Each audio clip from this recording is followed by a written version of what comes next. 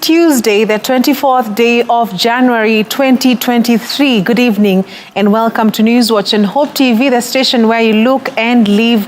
I'm Tess Njenga and our sign language interpreter is Boniface Mureithi. We invite you to engage with us on our social media platforms at Hope TV Kenya on Facebook, YouTube and Twitter. Well, we begin with some shocking news where former Education Cabinet Secretary Professor George Magoha has passed away. According to the family, he suffered a cardiac arrest while receiving treatment at the Nairobi hospital. His death was confirmed by his wife, Dr. Barbara Magoha, who revealed that he had been rushed to a hospital in Nairobi on Tuesday morning after falling ill. Magoha had made a name as a staunch minister who was passionate about streamlining the education sector in the reign of President Uhuru Kenyatta. He served in the education ministry since March 26th of 2019 till October 27th, 2022. He had also recently joined Maseno University as a professor in the Department of School of Medicine. Professor Magoha had also previously served as Vice Chancellor at the University of Nairobi and Chairperson of Kenya National Examinations Council (NEC) before joining the cabinet. Magoha was born in the year 1952 in Kisumu. Condolences continue to stream in eulogizing Magoha. His body has since been transferred to the Lee Funeral Home. Condolences messages continue to streaming on Twitter, with President William Ruto saying, and I quote, "I join Kenyans and people from other parts of the world in mourning the passing of Professor Magoha. We have lost a gifted, unique, distinguished and great servant of Kenya." Honorable Raila Odinga has said that he is saddened to learn of the passing of Professor George Magoha, a transformational leader, illustrious scholar, dedicated public servant and distinguished medical doctor who left an indelible mark on our country's education system. Wiper Party leader Kalonzo Musyoka has said the news of the untimely passing of Professor George Magoha has left all of us in shock. He epitomized the necessity of focus, hard work and diligence. He was an exceptional leader who will be greatly missed. And Edwin Sifuna has said that my deepest condolences to the family and friends of the late Professor George Magoha, a towering figure in our education system. His sudden death has indeed come as a shock to many. In times like this, when little makes sense, my prayer is that God sees the family through. Rest in peace. To mention a few from Twitter. Well, our condolences to the family and friends of the late Professor George Magoha from Hope TV.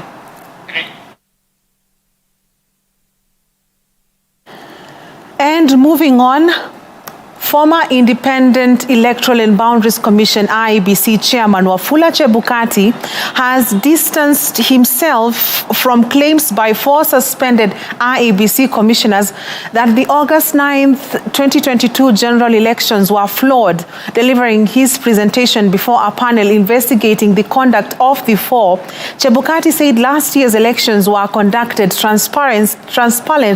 transparently compared to all elections in the country's history.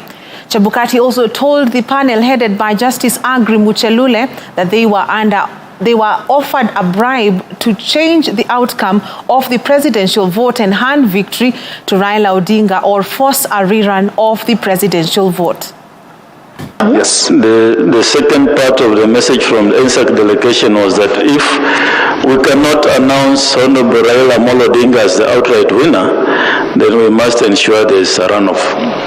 Now, was there any explanation how you would ensure there is a runoff? None was given, and up to now, I wouldn't know if that can possibly be done. As I said, results were out there. So anybody attempting to manipulate them, it will not work. Okay. Then you say they wanted something from you, 72. Yes, he said now that he has delivered the message, he wants a message to take back or a response from the commission. Right. And so what I did is I asked the commissioners one by one what they think about that message. Now, was there, I need to be very specific, Commissioner Irene Masit. What was, and first of all, was this done in the presence of the visitors? Yes. So your commissioners gave their comments looking at the visitors in the eye? Yes. And what was the position of Commissioner Irene Masit? Yes, so the Commissioner Masit, alongside the others, said this message requires serious consideration, and she supported the adoption of the communication from NSAC to be considered before taking a decision on the results to be announced. To education matters, the Ministry of Education in the country has announced the revised school calendar for 2023, marking the resumption of the normal academic calendar interrupted by the COVID-19 pandemic.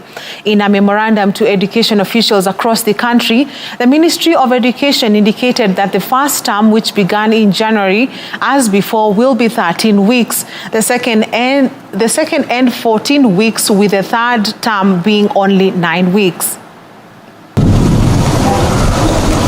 This year's first term began on January 23rd and will end on April 21st with 13 weeks of study. According to the statement, students will have 3 days of midterm from March 16th to March 19th and have holidays from April 22nd to May 7th. This year's second term, the longest on the calendar, will run from 8th May to 11th August. During the term, students will take a break from June 29th to July 2nd for short holidays as schools close from August 12th to August 27th. Education Principal Secretary Belio Kipsang has said that the final term will run from August 28th to October 27th, just days before the national examinations begin. There will be no breaks for students in the third term since it is the shortest of the year. Students who will not sit for the national exams will go on a 10-week vacation starting October 28th and ending on January 8th. The final candidates for the KCPE and 6th grade examinations will take their national exams for 4 days from October 30th to November 2nd. The Form 4 KCSE exams will start their exams the next day, November 3rd, and continue until November 24th. Marking of the national examinations is expected to be complete by December 15th. The ministry has also updated the annual calendar of teacher training colleges, showing that the first term started on the 29th of August 2022 and ended on the 2nd of December 2022. The second one will run from the 23rd of January to the 21st of April, while the third is scheduled to run from the 8th of May and end on the 11th of August. Now, the Ministry of Health has this morning flagged off health, water, sanitation and hygiene supplies for emergency response to various parts of the country. Increased incidences of cholera, now recorded in 6 counties, have rendered more than 600,000 children with severe malnutrition across 23 counties. The Ministry of Health says 78 people in 14 counties have died of cholera-related complications since October 8th last year. Addressing the press on Tuesday, Health CS Susan Nakumicha said that the Ministry of Health will work tirelessly with their partners in the drought mitigation. Dolly Mwirigi now reports. Cholera outbreak has so far affected several counties since last year, when the first case was reported, has claimed 78 lives. According to the Ministry of Health, the drought in Kenya has increased incidence of cholera and rendered more than 600,000 children with severe malnutrition across 23 counties. Speaking during a press conference on Tuesday, during the flagging off of health, water, sanitation and hygiene supplies for emergency response, Health Cabinet Secretary Susan Nakumicha stated that 4,186 people have been hospitalized since the outbreak of cholera in October last year. Cholera transmission has been linked to inadequate access to clean water and sanitation facilities in the affected counties, and especially in the slums and camps for internally displaced persons or refugees, where minimum requirements for clean water and sanitation are not adequate. The total number of counties affected has been 14. 5 counties have managed to be able to bring the outbreak to total control, but we still have 9 counties which have active cases of cholera. If we continue together with our partners, that in the not distant future we shall be able to bring this outbreak to an end. According to the Ministry of Health, the county has developed a national multi-sectoral cholera elimination plan, which has prioritized identified hotspots based on better sanitation and hygiene wash indicators. These items would go a long way in supporting the crisis at hand, which is to do with the cholera outbreak, but also more importantly to the current drought response in Asal counties, but more likely to also ensure that how we have a preparedness angle in non-Asal counties, and more so about the Ebola and the cholera preparedness. As we flag off this morning is just to say thank you very much, and to know that we are here to continue working together so that we provide resilient systems to be able to counter each and every pandemic that comes our way. I'm happy also to hear from UNICEF that in the next 1 week or so we shall be receiving the cholera vaccine. The CS indicated that to successfully implement the plan, strong partnership are required to mobilize and deploy necessary resources. Dolly Mirigimbovi for Hope TV, Nairobi. And the Kenya National Commission on Human Rights, KNCHR, in collaboration with development partners, has launched the Death Penalty Project's latest report, which provides a comprehensive analysis of the lives of prisoners on death row in Kenya. The report has showed that nearly 2/3 of Kenya's death row inmates struggle with physical and mental health challenges.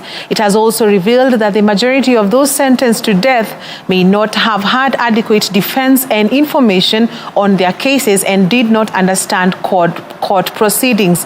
Unveiling the report, KNHCR chairperson Roslyn Odede and Commissioner Marion Mutugi noted that the goal of the justice system should be to rehabilitate instead of punish, and that the death penalty should be abolished. When we started this survey, this study, there were 600 people on death row. Now, what we know is there are thousands of people who have been sentenced to death and commuted, so no longer on death row. But if you look at the number of people who are affected by this law, it's actually thousands of people. But at the time of the survey, the study, there were only 600 people on death row. Death penalty amounts to torture.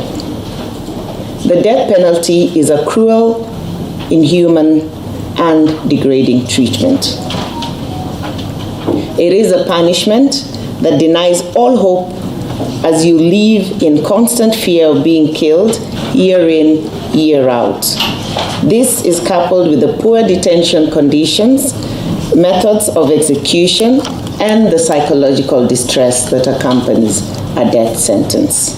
Data that we gathered from the Kenya prisoners show that more than 10% of the sample had never been in any formal education. More than 2/3 had only completed primary school, and almost half of these had only completed up to class 4 of primary education. Less than 2% had been to university. So they're not the most educated people from Kenya. At the time of their offence, most of them, about 90%, were not in permanent full-time employment. And the vast majority, 79%, were in routine or semi-routine jobs. Those convicted of robbery were particularly poor. They were earning less than those who were convicted of murder.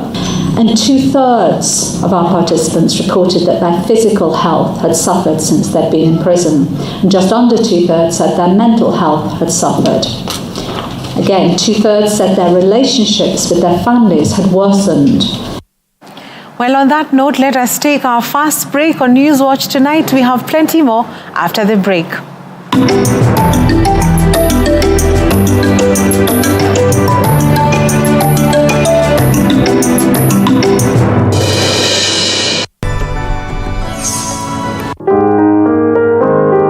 This week on Testify.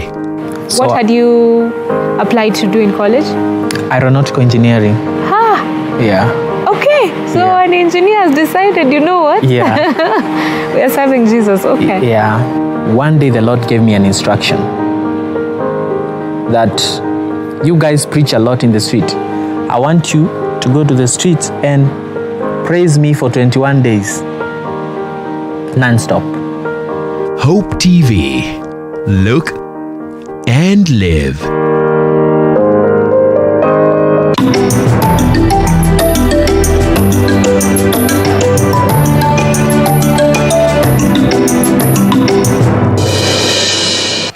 Welcome back. Members of Parliament today stormed out of their retreat in Mombasa once again in protest over the delayed disbursement of the NGCDF funds. The lawmakers walked out of the induction demanding that the money be deposited in their accounts. They have emphasized that the government has enough funds from taxes to facilitate the CDF. The members of Parliament staged a similar walkout on Monday at Pride Inn Hotel, where they accused Treasury Cabinet Secretary Professor Njuguna Ndung'u of playing games. Unless we get 100 million shillings per constituency, we are not going to participate in any parliamentary business going forward. We are not going to leave Mombasa, and we are not going to sit in any induction without the money in our accounts. No stories. The PS planning came all the way from Nairobi. We don't want to joke with the lives of our students, our people, of the poor in the constituency. It is pure balderdash to come and entertain nonsensical, comical, and ridiculous activities being done here while our people are suffering. I know what it means to lack school fees. Most of these members are here because they were helped to study. We have to help, to lend a hand. We are servants of the people and we will serve. This meeting will stop until money is put in our accounts. That PS, he has no information. Because when he came to request us to proceed with the meeting, and he has no solution. He is not part of the solution. He is part of the problem. And they ought to have projected ahead the money that was supposed to be given to us. We have only 4 months remaining to the end of this financial year. We've not been paid anything for our people in the constituency. We can't do anything in the constituency. But the most important thing first is to get bursaries for our people. It is not about the government being broke because they collect taxes on a daily basis. Whatever they collected yesterday and today, we need that money for the students to go. They collect 7 billion per day. We need that money in CDF accounts so that we give to our constituents. Kenya and France have agreed to enhance their cooperation in development projects. The two countries have further undertaken to diversify and harness existing business opportunities between them. In a meeting between President William Ruto and Emmanuel Macron at Elysee Palace in Paris today, the two leaders admitted to further cooperation in peace and security in the East African region. They acknowledged that Kenya and France enjoy warm and cordial historical relations that continue to grow on an upward trajectory. On the sidelines, Dr. Ruto met senior representatives of the French business community, where he pushed for increased trade and investment between the two countries. Now, the government has announced plans to install beach management units under SACCO and cooperatives to enable those engaged in fishing activities to access loans. Cabinet Secretary for Mining, Blue Economy and Maritime, Salim Vuria, says the move is part of a government initiative to empower fishermen to engage in high seas fishing by helping them find larger boats equipped to store fish. Kenya fishes 25,000 tons of fish in the Indian Ocean against a capacity of up to 300,000 tons annually. Hizi projects zinatekelezwa kwa serikali za county na ni lazima washikadau, magavana na serikali za county zihusishwe kwenye miradi hii ya Blue Economy. Kwa hivyo hii mambo kuwa kila mara ni mikutano, ni watu kufundishwa, tumesema hiyo imetosha. Tunataka zile pesa zinatolewa ziingie kwa makaunti zifanye miradi ambayo hata nyinyi watu wa habari mkija tunaweza kuonyesha hii pesa imetumika na mradi ni huu. You know, if the policies are not really aligned to solve the problems for which the resources are being put in, then you will find that resources will be put in that sector for many years and there will be no transformation. If you look at our fisher folk, majority are still living at those biblical times. People are just still casting their nets and expecting to catch something. And in the process, poverty has spread to a point whereby even some of the programs that were started by government to help these communities, they have not been able.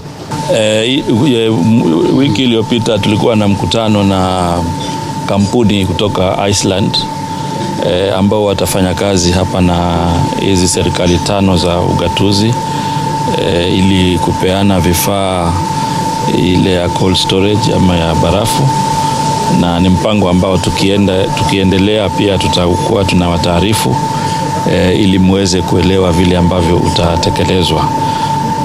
Upande ule pia wa ziwa Victoria pia tulikuwa na mfadhili pia wa kibinafsi ambaye tulikuwa naye juzi na pia naye in fact ilikuwa ni leo ama wiki hii atatembea ziwa Victoria, kwa sababu tumekubaliana wakati atatembea huko kazi kubwa pale tunataka pia awasaidie wale wavuvi kwa mambo ya barafu, lakini pia kiwanda ya kuweza kufanya processing.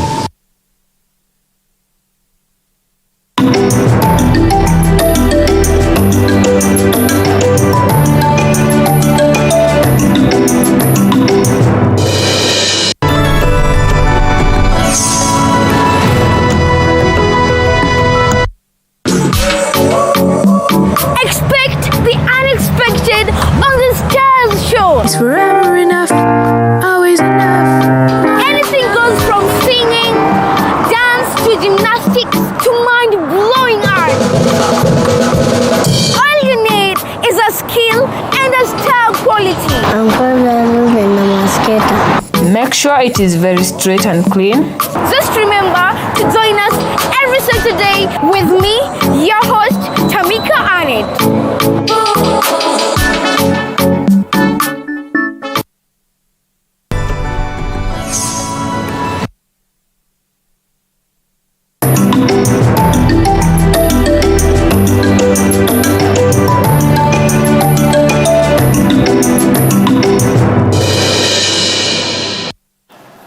Welcome back. And in business, KCB Foundation has given scholarships to 1,000 needy students who sat for the 2022 Kenya Certificate of Primary Education KCPE examinations to join various secondary schools countrywide. This follows the completion of a nationwide exercise to identify deserving students from vulnerable and marginalized families, with 100 slots allocated to persons with disabilities and 50% to girls. The foundation has set aside 100 million shillings for the scholarship program, which will go to paying tuition fees for the 4 years of secondary school and psychosocial support. And moving on, Konza Technopolis Development Authority has initiated talks with financiers who will provide access to affordable and long-term credit to its investors. Through the program, which will connect Konza investors to financiers and vice versa, the Smart Cities Development Agency aims to accelerate Phase 1's vertical development following over 80% completion of horizontal infrastructure in the same phase. So far, 25 investors in the Phase 1 have their leases registered, while 10 investors' designs have been approved. Speaking during the Financiers Forum event in Nairobi, Engineer John Tanui, the principal ICT and digital economy, indicated that the talks were timely and the government was ready to support both the financiers, investors and the authority in the cause.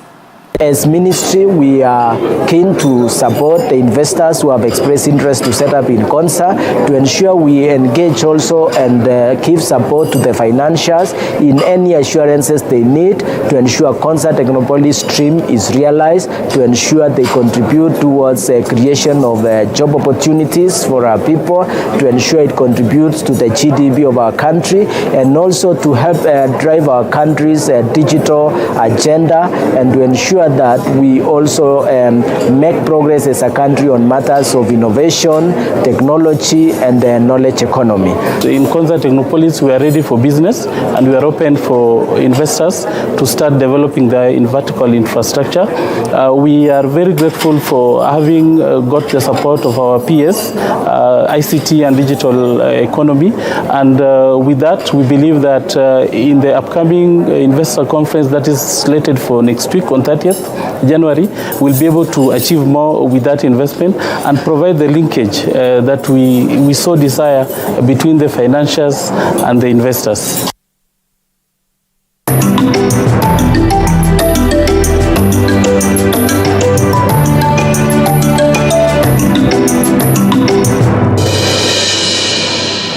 And in sports, legendary Sevens rugby player Collins Njenga has announced his retirement from professional rugby after 17 years. The Shujaa star, who holds the second place for number of tries scored on the World Rugby Sevens series with 271, is hanging his boots at the age of 36. Announcing the move, Njenga stated that he had been pondering on his resignation for the past few months. He further said he will continue with his humanitarian work and will be joining global satellite business and UN Sustainable Development Goals quality education partner Avani Communications in a new role to support its East African office. Moving on, two-time Magical Kenya Ladies Open winner Esther Henslit of the Hamburger Golf Club in Germany will be looking to make it 3 wins on the trot as she leads a strong field of 96 players confirmed for the 2023 edition at the PGA Baobab course at Vipingo Ridge on the 2nd to the 5th of February. The Magical Kenya Ladies Open will have a prize fund of 300,000 euros and will be the first in a series of 39 events on the Ladies European Tour 2023 calendar. The most fixtures ever held on the tour. The field will also feature 5 Kenyan golfers led by Naomi Wafula. The first, I just put my drive a little bit left and kind of was blocked to the green. Hit a good one into the green, but couldn't make the par putt. And then, just played pretty good, hold some good long putts and kept it together. And in the end, it was a bit of a struggle, but in the end, I made it. And I'm pretty proud of my last few holes. I did see the scoreboard on 16, so I knew it in that situation, but I didn't know what she did on 18. But my caddy told me going down 18. So yes, I did know that I have to make par to win, and I was hitting it pretty good today, and it was a good club for that distance. I just didn't really get it, and I mean it's kind of my typical miss, the short right one. So I know that one. I'm working on it, and I'm not going to be there next time. And Kylian Mbappe became the first Paris Saint-Germain player to score 5 times in one match as the Ligue 1 giants crushed 6-tier amateur minnows Pays de Castle 7-0 in the French Cup on Monday. Mbappe, who scored a hat-trick in France's defeat by Argentina in the World Cup final just over a month ago, netted a hat-trick in the first half as PSG led 4-0 at the break against their regional league opponents. He struck twice more after the restart, with Neymar and Carlos Soler scoring PSG's other goals in the last 32 tie. The Qatar-owned club, who have won the French Cup 14 times, more than any other team, will now play away to bitter rivals Marseille in the last 16 early next month.